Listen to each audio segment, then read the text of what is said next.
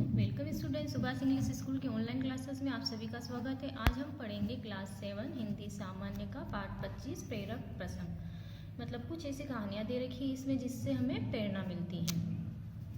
आइए सीखें। इसमें क्या सीखेंगे? विभिन्न प्रेरक प्रसंग के माध्यम से जीवन जीने की कला। मतलब हमें जीवन कैसा जीना चाहिए ये हमें इस कहानियों के माध्यम से पता चलेगा। विलोम शब्द, पर्यायवाची शब्द और शुद्ध उच्चारण करना। पहला है फल त्याग। मतलब इसमें इस मनुष्य को फल मिल रहा था, उसकी जो उसने अपने माता पिता की सेवा करी थी उसमें जो फल मिल रहा था, या भगवान उससे प्रसन्न हो जाते हैं, उसको फल देते हैं, पर वो उसको त्याग देता है। पुंडलिक।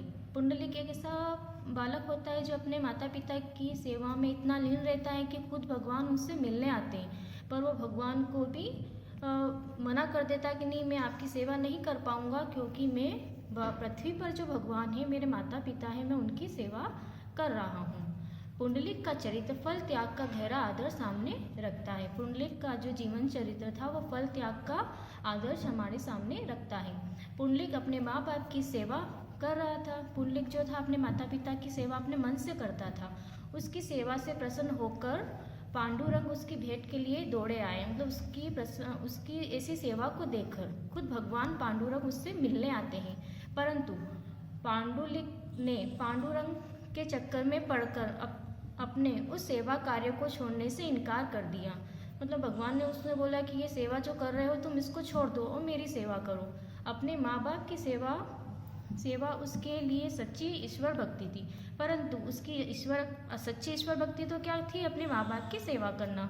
कोई लड़का यदि दूसरों को लूट खसोट कर अपने माँ बाप को सुख पहुँचाता हो, अथवा कोई देश सेवक दूसरे देश का द्रोह करके अपने देश का उत्कर्ष चाहता हो, तो दोनों ही भक्ति नहीं कहलाती। मतलब दूसरों पर अत्याचार कर कर अपने को सुख पहुंचाना ये कोई भक्ति नहीं होती है, वो तो आसक्ति हो गई। मतलब वो छीना हुआ हो गया। पांडुलिक ऐसी आसक्ति में फंसा नहीं। मतलब पांडुलिक को ऐसी आसक्ति नहीं चाहिए थी। उसने सोचा कि परमात्मा जिस रूप को धारण कर कर मेरे सामने खड़ा हुआ है, मतलब परमात्मा ने कौन सा रूप धारण किया है? माता पिता का। वह क्या इतना ही है? उसका यह रूप दिखाई देने से पहले सृष्टि क्या प्रेत थी? मतलब क्या सृष्टि पहले भूत थी क्या? वह भगवान से बोला, भगवान आप स्वयं मुझसे मिलने के लिए आए, यह मैं जानता हूँ, पर मैं भी सिद्धांत को मानने वाला हूँ। मतलब वो भगवान से बोलता है कि भगवान आपको धन्यवाद है कि आप मुझसे मिलने आए हो, परंतु मेरा जो सिद्धांत है मैं उसी पर चलता हूँ। आप ही अकेले भगवान है ऐसा मैं नहीं मानता। वो भगवान से बोलता है कि आप ही दुनिया में भगवान हो, ऐसा मैं नहीं मानता हूँ, मैं ऐसा नहीं सोचता हूँ। मेरे लिए जो आप भी भगवान है, वो मेरे माता पिता भी भगवान है। मैं भगवान से बोलता है मेरे लिए तो आप भी भगवान हो, और मेरे माता पिता जो जिसने मुझे जन्म दिया है वो भी मेरे लिए भगवान के सामान्य हैं। इनकी सेवा में लगे रहने के कारण मैं आपकी ओर ध्यान नहीं दे सकता। मतलब मैं इनकी सेवा कर रहा हूँ, इसलिए मैं आपकी ओर ध्यान नहीं दे सकता। इसके लिए मुझे क्षमा कर दीजिए। इसलिए वो माफ़ी भी मांगता है भगवान से। इतना कहकर उसने भगवान को खड़े रहने के लिए एक ईंट सरका दी। मतलब भगवान जब उनसे मिलने आए थे तो उसने क्या किया कि एक उनको ईंट दे दी कि आप इस पर बैठ जाइए, और स्वयं भी सेवा कार्य में निमग्न हो गया। और स्वयं कहाँ चला गया? अपने माता पिता की सेवा करने के लिए। इस कहानी से हमें ये शिक्षा मिलती है कि हमें अपने माता पिता का सम्मान करना चाहिए। भगवान तो होते ही हैं, पर धरती पर जो भगवान का रूप होता है वो हमारे माता पिता होते हैं। अब अगला प्रेरक प्रसंग आता है कर्म और भावना। मतलब हमारा जैसा कर्म होता है, हमारी जैसी भावना होती है, वैसा हमको फल मिलता है। कल्पना कीजिए कि दो व्यक्ति गंगा स्नान करने गए। मतलब आप अगर कल्पना करते हैं कि दो व्यक्ति जो रहते हैं वो गंगा स्नान करने के लिए जा रहे हैं। उनमें से एक कहता है लोग गंगा गंगा कहते हैं, उसमें है क्या? मतलब एक व्यक्ति तो ये सोचता है कि लोग गंगा गंगा करते हैं कि गंगा पवित्र है, ये है वो है, पर उसमें है क्या है? दो हिस्से हाइड्रोजन और एक हिस्सा ऑक्सीजन है। मतलब जल का जो सूत्र होता है उसमें H2O होता है, जिसमें दो हिस्सा जो रहता है वो हाइड्रोजन का होता है और एक हिस्सा होता है ऑक्सीजन का। ऐसे दो गैस एकत्र कर दिए जाए तो हो गई गंगा। मतलब उसका मानना था कि दो गैस एकत्र कर दी तो गंगा बन गई। इससे अधिक उसमें क्या हो सकता है? वो उसका सोचना था कि इससे अधिक इसमें क्या हो सकता है, पर दूसरा कहता है, अब ये तो एक व्यक्ति की सोच हो गई, दूसरे व्यक्ति की सोच क्या है, भगवान विष्णु के पद कमलों से ये निकली है। मतलब ये गंगा कहाँ से निकली है, भगवान विष्णु जी के पद कमलों से निकली है। और शंकर जी के जटाजूट में इसने वास किया और शंकर जी की जटा मतलब जटा में ये रहती है। अनंत पूर्ण कृत इससे तट पर हुए हैं, मतलब अनंत पूर्ण हो अपन पुण्य करते हैं तब इस तट पर जाने का हमें सौभाग्य प्राप्त होता है। ऐसे ये पवित्र गंगामयी है, ऐसी पवित्र माता गंगा है। इस भावना से अभिभूत होकर वह उसमें नहाता है और ऐसी भावना सोचकर वह उसमें स्नान करता है। वह ऑक्सीजन हाइड्रोजन वाला भी नहाता है। वो जो पहला इंसान रहता है कि वो तो ये तो ऑक्सीजन और हाइड्रोजन है, दो गैसें मिलकर पानी बन गया है, तो वो व्यक्ति भी नहाता है। अब देह शुद्धि रूपी फल तो दोनों को मिलता है, पर दोनों को फल मिलता है, नहाने का फल दोनों को मिलता है और देह जो अपना उसका जो शरीर रहता है दोनों का वो शुद्ध भी होता है। परंतु उस भक्त को देह शुद्धि के साथ ही चित्त शुद्धि रूपी फल भी मिला है। मतलब दूसरा वाला जो व्यक्ति होता है उसका मन भी शुद्ध हो जाता है, तन तो शुद्ध होता ही होता है, आत्मा भी उसकी शुद्ध हो जाती है। यूँ तो गंगा में बैल भी नहाते हैं, यूँ तो बहुत सारे पशु पक्षी बहुत सारे नहाते हैं, तो उससे देह शुद्धि प्राप्त होगी, उससे उनकी देह शुद्धि भी होगी, शरीर की गंदगी निकल जाएगी, शरीर की गंदगी भी निकलती है। परंतु मन का फल कैसे धुलेगा, परंतु मन में जो गंदगी रहती है, जो को विचार होते हैं, वो कैसे धुलेंगे। एक को देह शुद्धि का तुच्छ फल मिला, पहला व्यक्ति जो था उसको तो देह शुद्धि का फल मिला, दूसरे को इसके अलावा चित्त शुद्धि रूपी अनमोल फल भी मिल गया और दूसरे को अपना आत्मा साफ करने का फल भी उसको मिल गया। स्नान करके सूर्य नमस्कार करने वाले को व्यायाम का फल तो मिलेगा ही। जो स्नान करके सूर्य नमस्कार करता है उसे व्यायाम का फल मिलता है, उसका जो शरीर रहता है वो स्वस्थ रहता है। परंतु वह आरोग्य के लिए नमस्कार नहीं करता, उपासना के लिए करता है, परंतु वो आरोग्य के लिए नहीं कर रहा है, मतलब स्वस्थता के लिए नहीं कर रहा है, उपासना के लिए कर रहा है, मतलब भगवान की भक्ति के लिए कर रहा है। उससे उसके शरीर को तो आरोग्य लाभ होता ही है, साथ ही बुद्धि की प्रभा फैलती है। इससे शरीर को स्वस्थता भी मिलती है और बुद्धि की प्रज्ञा भी फैलती है, मतलब बुद्धि जो है वो तेज भी होती है। आरोग्य के साथ साथ स्फूर्ति और प्रतिभा भी उसे, आरोग्य के साथ साथ क्या क्या मिलता है हमें, स्फूर्ति मिलती है, अच्छी बुद्धि मिलती है, तेज बुद्धि मिलती है, उससे सूर्य नारायण से भी मिलती है। सारी चीज कहाँ से मिलती है, सूर्य नमस्कार करने से। कर्म वही, परंतु भावना भेद में उसमें अंतर पड़ जाता है। कर्म तो समान होता है पर भावना जो रहती है उसमें अंतर पड़ जाता है, तो फल उसी के अनुसार मिलता है। मतलब आप जैसे मन में सोचोगे वैसा ही आपको फल मिलेगा, तो आप अच्छा सोचिए, आपको अच्छा फल मिलेगा। आत्मा अमरता।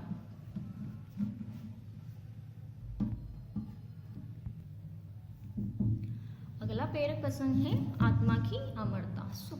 सुकरात कौन थे, यूनान के महान दार्शनिक थे। ऐसा माना जाता है कि महान में भी महान थे। मतलब इनके ऊपर झूठा आरोप लगाया गया था कि इन्होंने तरुणों को बिगाड़ने, देवों की निंदा करने और नकारात्मक सोचने और नास्तिकता के कारण, झूठे आरोप के कारण इनको क्या हुआ था, जहर का प्याला पीने की सजा मिली थी। सुकरात को विष देकर मारने की सजा दी गई।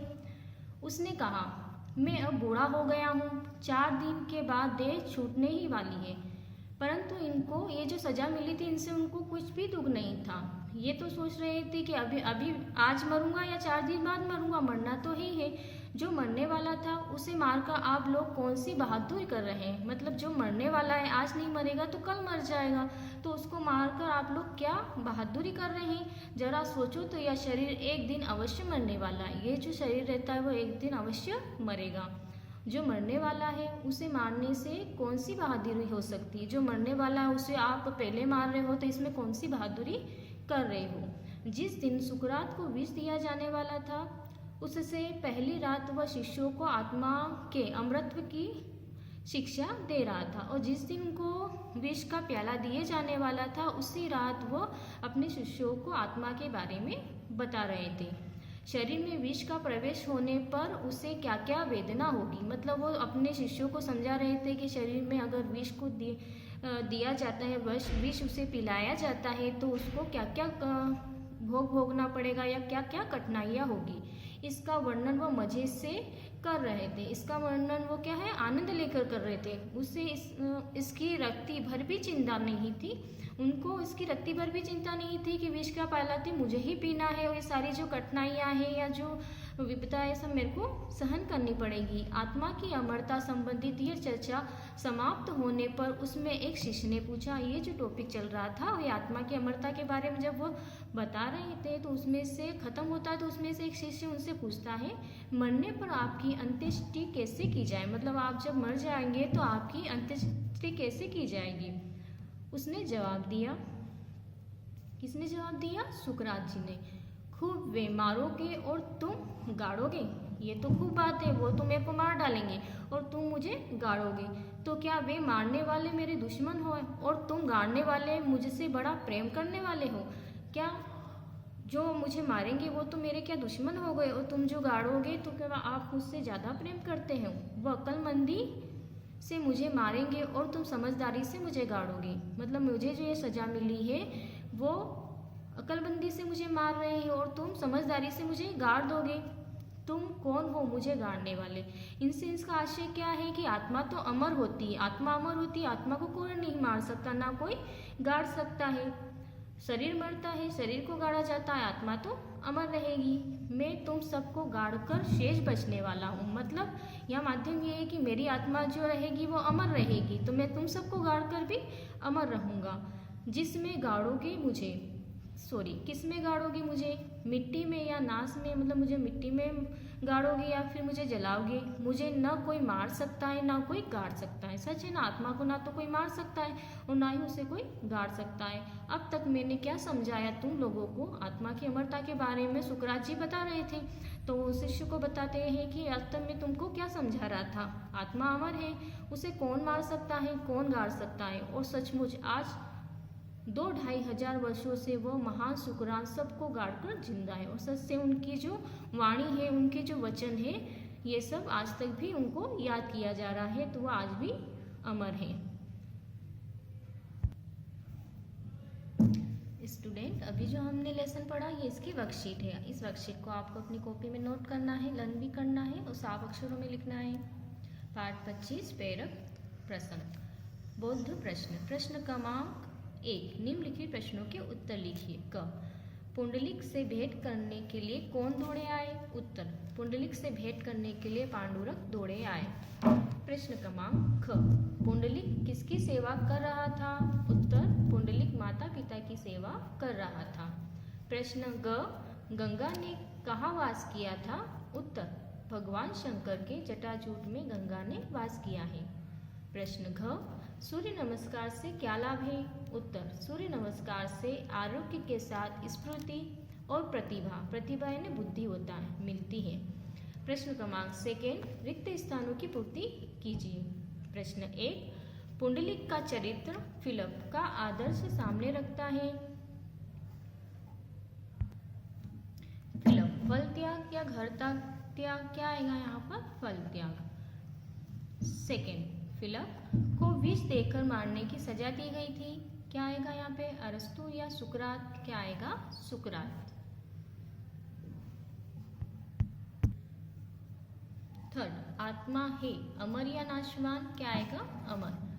भाषा की बात। प्रश्न क्रमांक 1, नीचे लिखे शब्दों का शुद्ध उच्चारण कीजिए और लिखिए। उत्तर, पांडुरंग सृष्टि, ब्रह्म ऋषियों, आत्मा, अंत्येष्टि। प्रश्न क्रमांक 2, निम्नलिखित शब्दों के शुद्ध रूप लिखिए।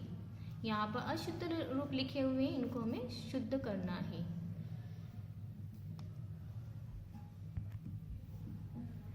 शब्द अक्लमंदी, शुद्ध रूप होता है अक्लमंदी। व्यायाम न होकर व्यायाम होता है। तपस्या न होकर तपस्या होता है। हाइड्रोजन न होकर हाइड्रोजन होता है। परमात्मा न होकर परमात्मा होता है, आधा तो आता है। निमग्न आधा ग आता है। प्रश्न क्रमांक 3, निम्नलिखित विलोम शब्दों की सही जोड़ी बनाइए। यहाँ पर विलोम शब्द दे रखे हैं, इनको हमें सही रूप में सही जोड़ी बनाना है। ये सही बना रखी है, आपको ऐसे ही लिखना है शब्द और विलोम। आसक्ति, विरक्ति। स्वर्ग, नरक। पवित्र, अपवित्र। शुद्ध, अशुद्ध। अगला क्वेश्चन है निम्नलिखित शब्दों के पर्यायवाची शब्द लिखिए। उत्तर, माता का हमें पर्यायवाची शब्द लिखना है। पर्यायवाची शब्द यानी समान अर्थ बताने वाले शब्द। माता का पर्यायवाची शब्द होता है माँ और जननी। पिता, पिता का होता है पित्र और जनक। गंगा, गंगा का होता है सुरसरी और देवनदी। कमल, कमल का पर्यायवाची शब्द होता है पंकज और सरोज। ओके स्टूडेंट, ये आपकी वर्कशीट कंप्लीट हो गई है। धन्यवाद।